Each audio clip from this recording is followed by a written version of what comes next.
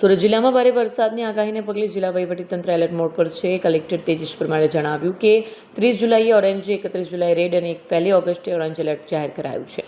નીચાણવાળા વિસ્તારોમાં જરૂર પડે તો સ્થળાંતરની વ્યવસ્થા, જર્જરિત હોર્ડિંગ્સ અને લૂઝ સ્ટ્રક્ચર દૂર કરવાની કામગીરી હાથ ધરાઈ છે. ભારે પવન અને વરસાદને ધ્યાનમાં રાખી પશુપાલકોને પશુઓને થાંભલા અને તાર સાથે ન બાંધવાની અપીલ કરી છે. કલેક્ટર નગર નાગરિકોને માત્ર અધિકૃત હવામાન માહિતી પર વિશ્વાસ રાખવા, અફવાઓથી દૂર રહેવા અને અનિવાર્ય કામ સિવાય બહાર ન નીકળવાની અપીલ કરી છે. એક નિમ્ન હવાનું દબાણ જે બંગાળની ખાડીમાં ઉપસ્થિત થયું હતું તે તેજ ગતિથી ગુજરાત તરફ વધી રહ્યું છે અને તેના કારણે આજે ઓરેન્જ એલર્ટ, આવતીકાલે રેડ એલર્ટ અને 1 તારીખે ફરીથી ઓરેન્જ એલર્ટની ભારે પવન સાથે વરસાદની આગાહી સુરત જિલ્લામાં કરવામાં આવી છે.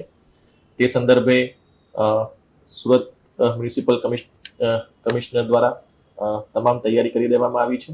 સાથે સાથે જિલ્લાની અંદર જિલ્લા વિકાસ અધિકારીશ્રી દ્વારા પણ તમામ તાલુકા વિકાસ અધિકારીઓને એલર્ટ કરવામાં આવ્યા છે. એ સાથે સાથે પ્રાંત અધિકારીશ્રી અને મામલતદારશ્રીઓને પણ એલર્ટ કરવામાં આવ્યા છે. તે પૈકી નીચાણવાળા વિસ્તારોમાં જ્યાં પાણી ભરાવાની શક્યતા રહે છે ત્યાંથી સ્થળાંતર કરવા માટેની સૂચના આપવામાં આવી છે. સાથે સાથે આ વખતે ભારે પવન પણ સાથે આવવાની શક્યતા છે. તેથી જેટલા પણ લૂઝ સ્ટ્રક્ચર્સ છે તેને પણ ઉતારી દેવા માટે, હોર્ડિંગ્સ ઉતારી દેવા માટે તમામ નગરપાલિકાઓને પણ જાણ કરવામાં આવી છે.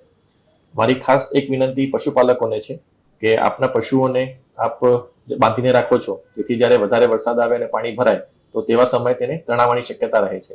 તેથી જ્યારે વધારે વરસાદ આવે અને પાણી ભરાવાની શક્યતા જણાય તો પશુઓને ખુલ્લામાં રાખો, તેમને તાર સાથે કે કોઈ પોલ સાથે બાંધો નહીં, જેથી તે પોતાની રીતે જે સુરક્ષિત જગ્યા છે તે શોધી શકે. અગત્યની જે વાત છે કે આવતીકાલે 31મીએ ખૂબ જ ભારે વરસાદની શક્યતા છે.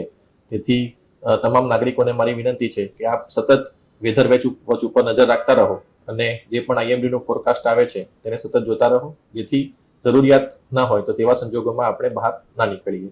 એટલે આપણે જે અત્યારે સમગ્ર તંત્ર દ્વારા તમામ તૈયારી કરી દેવામાં આવી છે, પરંતુ નાગરિકોને પણ મારી એ જ વિનંતી છે કે આપ પણ સચેત રહો અને સાવધાની પૂર્વક આપણે આ જે 2 દિવસ જે ભારે વરસાદની આગાહી છે તે દરમિયાન કોઈ પણ પ્રકારનો અનિચ્છનીય બનાવ ન બને તેની પણ આપણે સૌ તકેદારી રાખીએ.